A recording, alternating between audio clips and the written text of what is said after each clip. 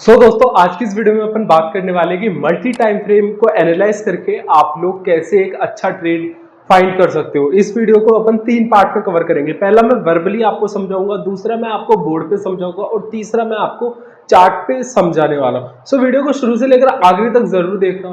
तो सबसे पहले अपनी जो टॉपिक होने वाला है वो ये होने वाला है कि मल्टीपल टाइम फ्रेम क्या होता है। तो दोस्तों मल्टीपल टाइम फ्रेम का मतलब ये होता है कि जैसे 4 आवर पे अपन ने चार्ट को देखा, फिर 1 आवर पे देखा, फिर 30 मिनट पे देखा, फिर 15 मिनट्स पे देखा और फिर अपन में कंफर्मेशन करते हैं कि कैसे अपन मार्केट में कहां पर एंट्री लेंगे और कहां पर अपन एग्जिट लेंगे, कहां पर स्टॉप लॉस होगा, कहां पर टारगेट होगा, कहां पर सपोर्ट होगा, कहां पर रेजिस्टेंस होगा। तो आपके सारे डाउट्स इस वीडियो में क्लियर कर दूंगा। बस वीडियो को आखिरी तक देखना और अभी चैनल पे नए हो तो चैनल को प्लीज सब्सक्राइब कर देना। तो चलते हैं अपन बोर्ड की तरफ। अब मैं आपको अच्छे से समझा पाऊंगा कि मल्टीपल टाइम फ्रेम को अपन कैसे यूज करते हैं। दोस्तों ये जो टाइम फ्रेम है ये अपना स्विंग ट्रेडिंग के लिए है, ठीक है।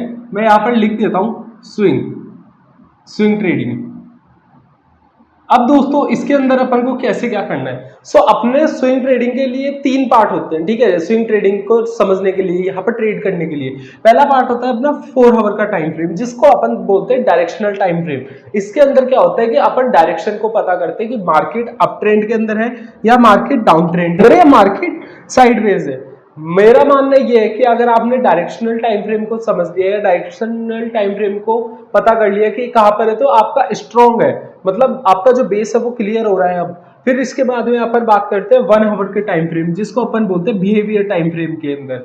कि अगर मान लो directional time frame up trend के अंदर है, अब डायरेक्शनल टाइम फ्रेम 4 आवर की कैंडल के ऊपर है, अगर directional time frame up trend के अंदर है तो अपन को 1 आवर का भी चेक करना पड़ेगा कि इसका बिहेवियर क्या है। क्या पता इसके अंदर साइडवेज हो या इसमें डाउन ट्रेंड हो, तो अपना ट्रेड लेना गलत हो सकता है। फिर अगर अपने ये दोनों अपन ने क्लियर कर लिया, मान लो इसको भी अपन समझ गए और इसमें भी अपन ने देख लिया, उसके बाद अपन बात करते हैं 15 मिनट्स के टाइम फ्रेम के अंदर। वो होता है अपना एंट्री टाइम फ्रेम, जहां पर होता है अगर यहां पर कंफर्मेशन मिल गया आपको तो आप एंट्री कर सकते हो। ये एक अपना गुड सिग्नल हो सकता है एंट्री करने के लिए। आपको तीनों टाइम फ्रेम को समझना पड़ेगा, फिर आप एंट्री करो। अगर स्विंग के जगह इंट्राडे करना है तो इन टाइम फ्रेम की जगह आप क्या कर सकते हो, 1 आवर 15 मिनट्स और 5 मिनट्स, ठीक है। 1 आवर 15 मिनट्स और 5 मिनट्स। और अगर आप लोग बिल्कुल स्कैल्पर हो तो आप लोगों के लिए 15 मिनट्स 5 मिनट्स और 1 मिनट का टाइम फ्रेम बेस्ट रहेगा।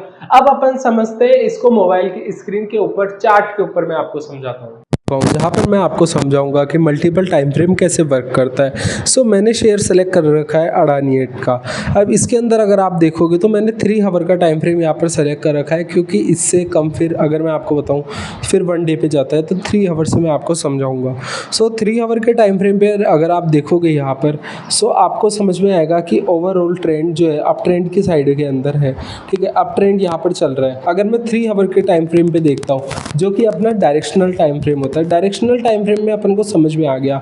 लेकिन अगर आप लोग देखोगे तो बड़े टाइम फ्रेम पर ही अगर मैं आपको समझाऊं, यहाँ पर एक सपोर्ट, यहाँ पर एक रेजिस्टेंस का एरिया भी है, एक स्ट्रॉन्ग रेजिस्टेंस भी है यहाँ पर, जहाँ से मार्केट नीचे आने की ट्राई कर रहा है। लेकिन अगर अपन इसी टाइम फ्रेम को छोटे आवर पे देखें, जैसे कि 1 आवर पे, तो यहाँ पर आप देखोगे कि एक रेड कैंडल यहाँ पर बन चुकी है और यहाँ से मार्केट रिवर्सल होना शुरू कर रहा है। अगर मैं आपको देखो इस पॉइंट पे अगर आप देखोगे यहाँ पर रिवर्सल हो रहा है, यहाँ से रिवर्स आ रहा है। अब आएगा किस पॉइंट पे, जहाँ पर ये अपना सपोर्ट है यहाँ तक आएगा। अगर मैं इससे भी कम टाइम फ्रेम कर देता हूँ आपको यहाँ पर समझ में आएगा कि यहाँ से रिवर्सल यहाँ पर ले चुका है, जो कि अपना बिहेवियर टाइम फ्रेम है 1 आवर का। और अगर मैं आपको बताता हूँ 15 टाइम फ्रेम पे, जो कि अपना एंट्री टाइम फ्रेम होता है, एंट्री टाइम फ्रेम में यहाँ पर रिवर्सल आ रहा है। ऐसे ही मैं आपको समझाना चाहता हूँ कि मार्केट के अंदर अगर आप लोग मल्टीपल टाइम फ्रेम पे देखते हो तो आपको समझ में आता है कि मार्केट पहले तो अप ट्रेंड में जाता है बड़े टाइम फ्रेम पे, बिहेवियर टाइम फ्रेम पे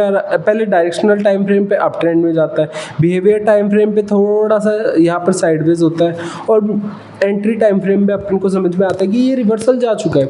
अब जब तक देखो तीनों के अंदर यहाँ पर अपन को अप ट्रेंड नहीं दिखता है, किसके अंदर, 4 आवर के टाइम फ्रेम के अंदर, फिर 1 आवर के टाइम फ्रेम के अंदर, और फिर यहाँ पर 15 मिनट के टाइम फ्रेम के अंदर, तब तक अपन को एंट्री नहीं करनी है।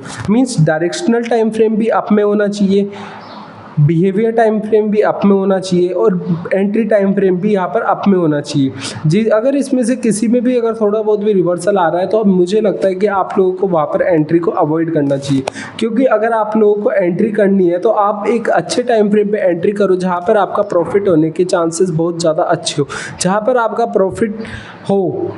यहाँ पर देखो, अगर आप लोग देखोगे तो यहाँ पर रिवर्सल आ गया, मीन्स यहाँ पर अगर और बिग टाइम फ्रेम पे देखोगे दोस्तों, मीन्स जैसे कि 1 डे के ऊपर, सो 1 डे के टाइम फ्रेम के ऊपर, इनके ऊपर जैसे आप देखोगे तो ये तो बहुत स्ट्रॉन्ग बाइंग। लेकिन अलग से अगर आप लोग देखोगे तो यहाँ पर 5 मिनट 30 मिनट्स पे यहाँ पर रिवर्सल आया, 5 मिनट्स पे तो और अच्छा रिवर्सल आया।